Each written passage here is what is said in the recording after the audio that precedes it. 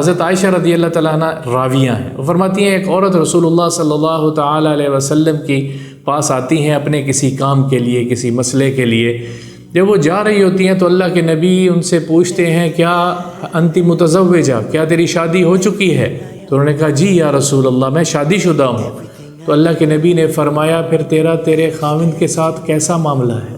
تو کہنے لگی لا آلوہ، میں کبھی اس کو تکلیف نہیں پہنچاتی، حتی الامکان اس کی ہر ضرورت کو اور ہر آواز پہ لبیک کہتی ہوں، ہر ضرورت کو پورا کرنے کی کوشش کرتی ہوں اور اس کی خدمت کرتی ہوں۔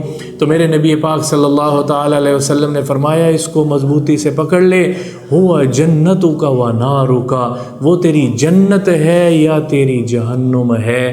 اگر وہ تیرے سے ناراض ہو گیا تو تیری ہمیشہ ہمیشہ کی جہنم کے فیصلے ہو سکتے ہیں، اور اگر تیرا خاوند تیرے سے راضی ہے تو پھر تیرا خاوند تیرے لیے جنت ہے اور باغ و بہار ہے۔